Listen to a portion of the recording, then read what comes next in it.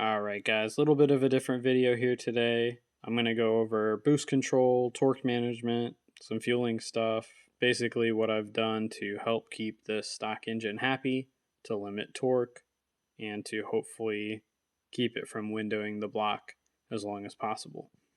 So first thing I want to do is give a couple shout outs. First one is to my original tuner, Mark Gibson, aka Real Gib 3. He was a big part of ms6forums.org back in the day when it came to making some power, tuning stuff, figuring out some stuff in Access Tuner that helped pave the platform the way it is today. Also to my friend Russ, who helped me with dialing in the split-second controller map on this car the other day to get AFR kind of really where I wanted it without any wild swings.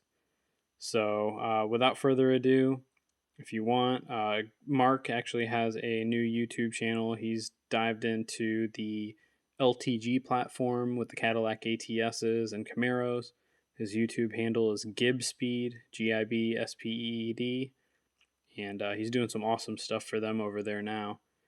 And he basically helped me as far as he tuned my car from 2016 to 2018 when I had my Speed 3.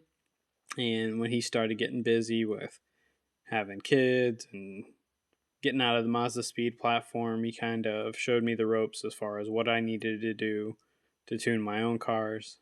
For those of you that don't know, I'm cheap. I don't like paying, not discounting what, our major tuners do, but I like doing stuff myself as well when possible. And this was kind of an outlet for me to kind of learn the in and outs of the ECU to a degree on the Mazda Speeds, at least the MZR Dizzy, so I could tune the car myself. So basically, as you guys know, managing torque, low-end torque in particular, is key to not eject a rod on these cars. So what I've done here is I basically have a data log from 2 nights ago. It's a 4th gear pull, and I've highlighted some stuff here so I can kind of explain some of the thought process behind this for you guys. So this is a pull where I am going wide open throttle here. This is the first green row at 2,966 RPM. And you will see it is hitting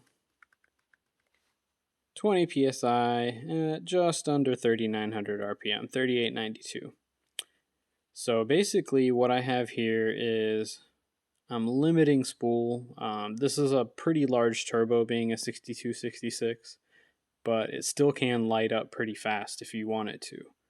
So my whole goal here was to have a smooth boost curve that increases gradually as RPM rises, in conjunction with a couple other things to manage torque and keep a nice fat power band at the same time.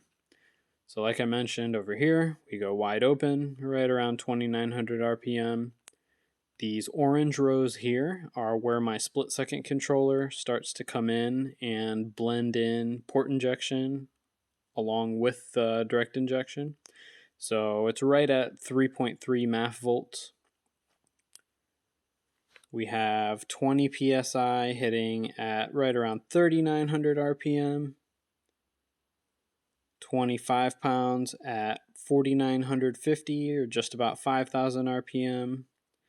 And it continues to taper up with RPM all the way to where it hits 30 PSI at 6,800 RPM and basically carries that to the 7,200 RPM rev limiter. So how I do that is actually with this wastegate duty table. First thing, obviously, I do have boost targets set kind of to match what the car is actually doing in the map, but there's many ways you can skin a cat. This is just how I do it. You can see here, this is a pretty smooth ramp when it comes to wide open wastegate duty control. So there's many ways to do this. If I had a built motor, I would probably run 100% duty cycle down low to kind of aid the spool of the turbo. But since the whole goal with the stock engine is to not blow up the engine, I have a pretty smooth wastegate duty ramp. So I am running a Precision Turbo and Engine PW46 external wastegate. It's a 46 millimeter external wastegate with a 9-pound spring and also a 5-pound spring in it. So 14 psi spring pressure. So basically, you can see my wastegate duty cycles. I really don't have it commanding anything until pedal positions at 25% or higher.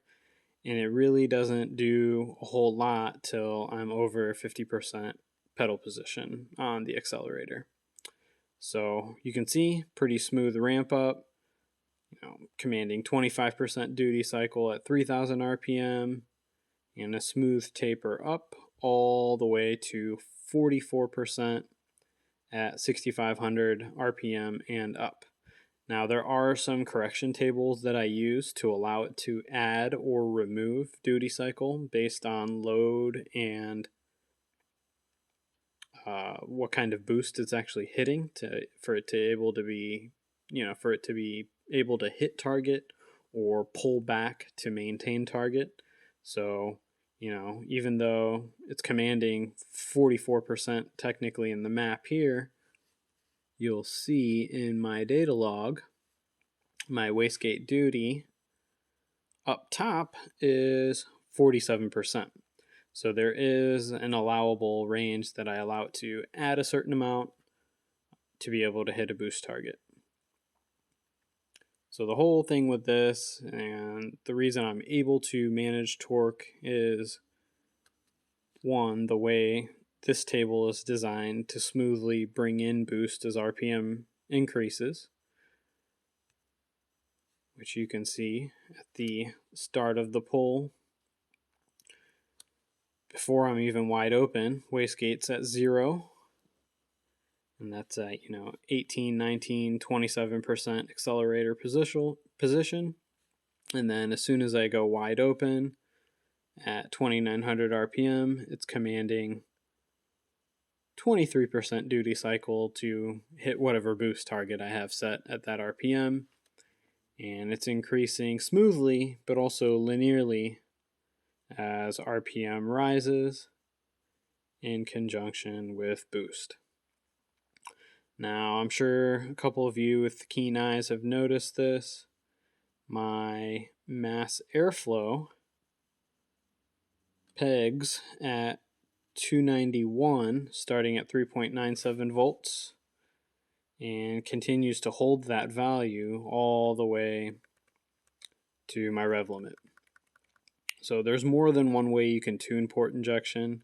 The way I was taught by Mark was to flatline the MAF, start blending in your port injection before that point, and then any corrections to AFR once the port injection has really taken over are actually done in the split-second controller map. There's a couple ways to do this, like I mentioned. Stratified has a good program that you can use that'll keep the MAF on a curve where mass airflow will continue to rise with RPM, but it'll scale it so you can also not only keep your MAF on a curve, but blend in your port injection or 6-port, whatever you're using as necessary. I'm not sure, what most tuners use. I imagine most of them stick to a curve on the mass airflow. So mass airflow continues to rise as RPM does and airflow does. This is just the way I do it. This is the way I was taught, and it works. So like I mentioned before, my buddy Russ helped me out with smoothing some of this AFR. Issue I was having before was I was getting a lean spike at 4700 RPM to about 12.9, 12.6.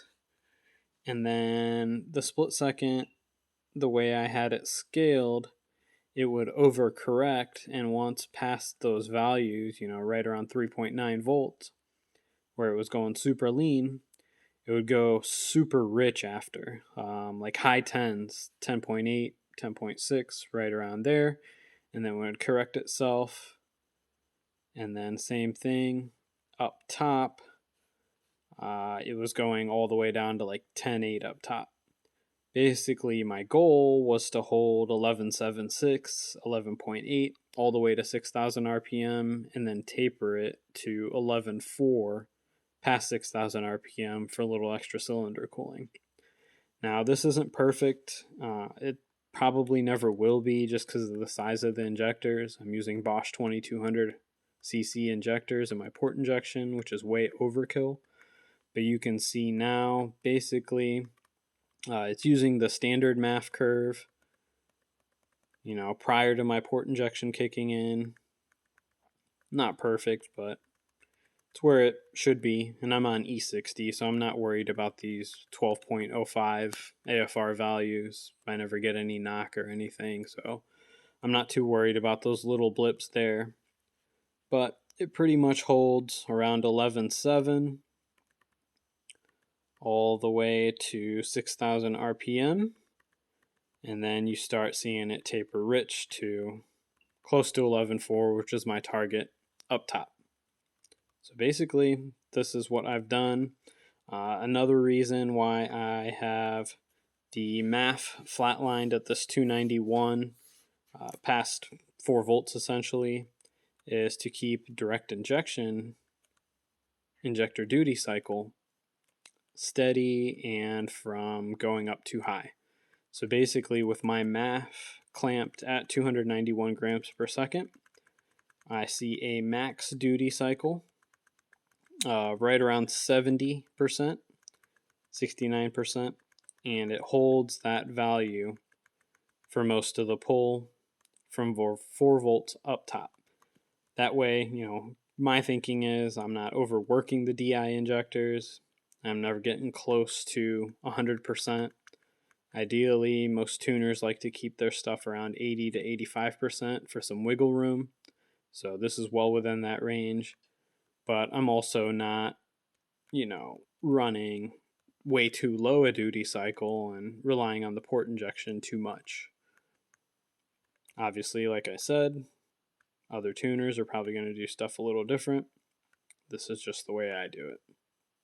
So what I'll do is I'll link a good thread for those of you that want to self-tune. Not that I recommend it.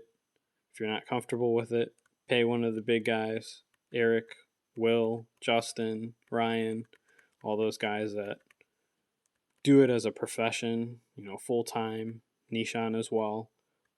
But for those of you that like to tinker yourself, this is what I've done. Alrighty, guys. Thank you.